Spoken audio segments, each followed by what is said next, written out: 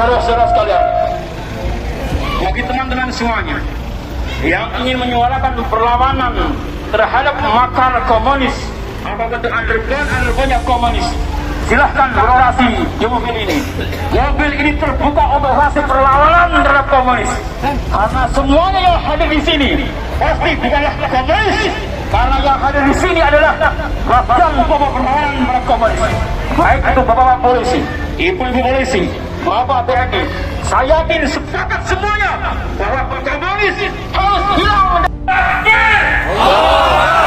Jangan sampai kita diam melihat kemungkaran seperti ini, kawan-kawan semuanya. Jangan sampai kita diam melihat kezaliman seperti ini, karena mereka dengan entengnya menyatakan diri sebagai komunis. Maka tangkap mereka. Mereka sumber perpecahan di suatu daerah yang berbau, menghina hal-hal. Harus hilang dari bumi Allah, karena komunis harus dilenyapkan dari Indonesia. Siapa yang kemudian menyangkal, orang kemudian barang siapa yang ingkar bahwasanya komunis itu adalah musuh kita, itu adalah bagian daripada komunis tersebut. Jangan main-main dengan umat Rasulullah. Ini itu bukan kaitannya, bukan pertentangan antara Bani Wali Songo dengan Pak Lawi atau pertentangan antar Habib dengan Kiai, enggak. Ini membela prinsip-prinsip Rasulullah. Agama Rasulullah sedang dirusak. Umat Rasulullah sedang diajari yang enggak-enggak. Tuh loh, mereka mengklaim membadar Rasulullah, tes DNA, tes nasab gagal. Dengan pernyataannya, dengan penuhannya Kiai Madudin Osman, tes DNA, siapa tahu nanti ada juga. Jadi jangan di apa itu, kalau di Jogja itu jangan dipleset-plesetan gitu dong. Ya, kalau mau, kalau enggak nanti di akhirat kita ketemu. Kan mungkin hidup kita nggak mungkin 100 tahun lagi, kan nggak mungkin 100 tahun lagi kita ketemu di alam barzah nanti. Ini tanggung jawab. Assalamualaikum warahmatullahi wabarakatuh. Kullu ummatin laha ramzu izzin wa ramzu izzin al-hamra wal bayda. Setiap bangsa memiliki simbol kemuliaan. Adapun simbol kemuliaan kita bangsa Indonesia adalah merah dan putih.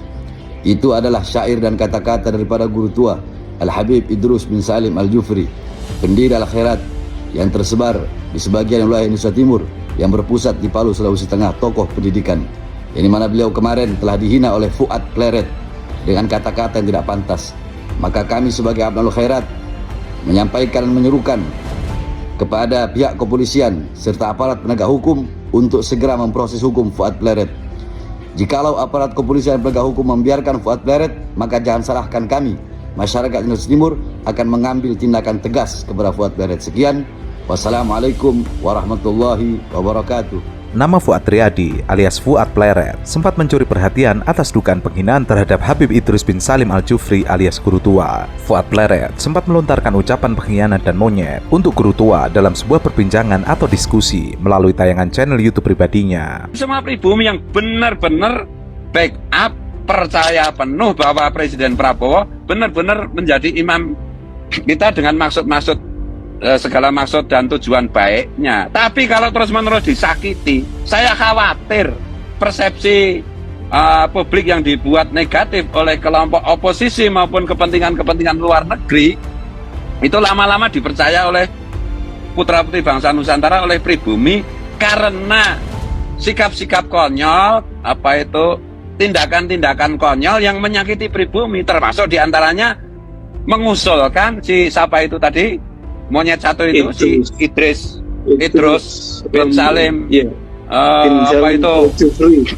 Al-Jufri itu menjadi pahlawan. Saya bilang monyet karena saya sedang mengamalkan isi Quran.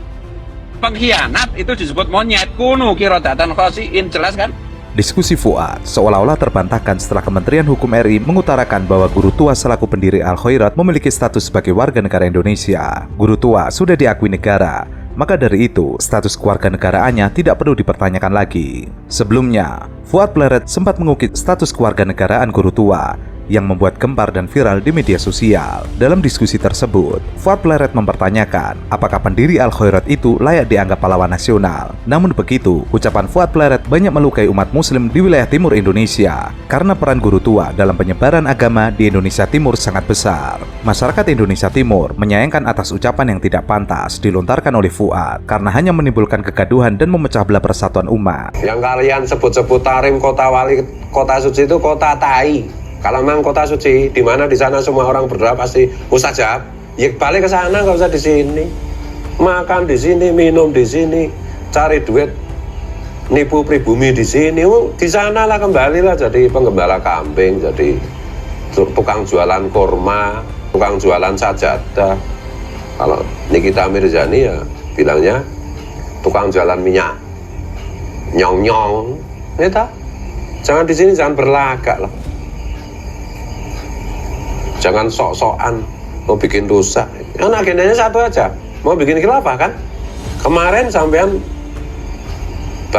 mungkin banyak dipercayai oleh publik. Karena publik mengira sampean keturunan Rasulullah.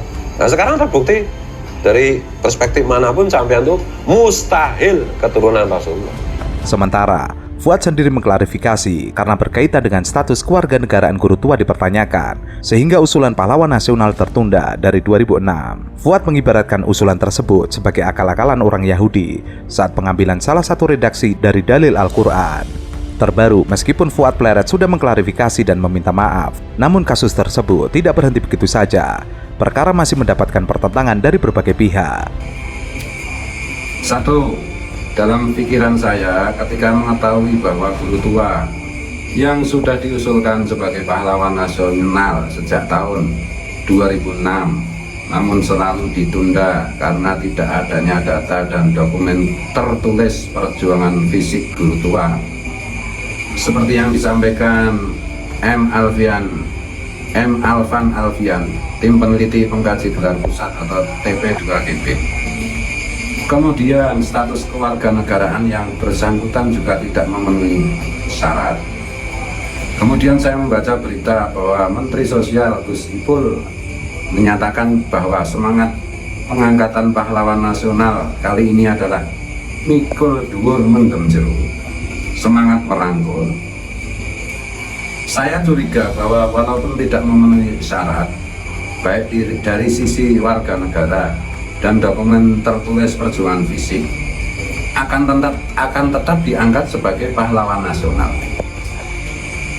Saya menganggap bahwa itu sangat berbahaya bagi kewibawaan pemerintah ketika harus mengangkat pahlawan nasional walaupun tidak memenuhi syarat. Dan saya menganggap bahwa upaya itu sebagai upaya akal-akalan seperti orang Yahudi di masa lalu yang diberitakan Al-Quran bahwa orang Yahudi mensiasati larangan Tuhan agar mereka tidak memburu ikan di hari Sabtu, lalu mereka menyiapkan perangkap di hari Sabtu dan memburunya di hari lainnya. Akhirnya Tuhan mengatakan kunu qiradatan khasiin, jadilah kalian semua monyet yang hina. Jadi kalimat monyet itu bukan saya alamatkan untuk guru tua, tetapi kepada upaya-upaya sekelompok orang yang berusaha mensiasati orang yang tidak memenuhi syarat sebagai pahlawan nasional untuk bisa tetap diangkat sebagai pahlawan nasional. Si siapa itu tadi? Monyet satu itu si Idrus bin Salim. Apa itu? Al-Jufri itu menjadi pahlawan. Saya bilang monyet karena saya sedang mengamalkan isi Quran. Pengkhianat itu disebut monyet. Kunu qiradatan khasiin, jelas kan?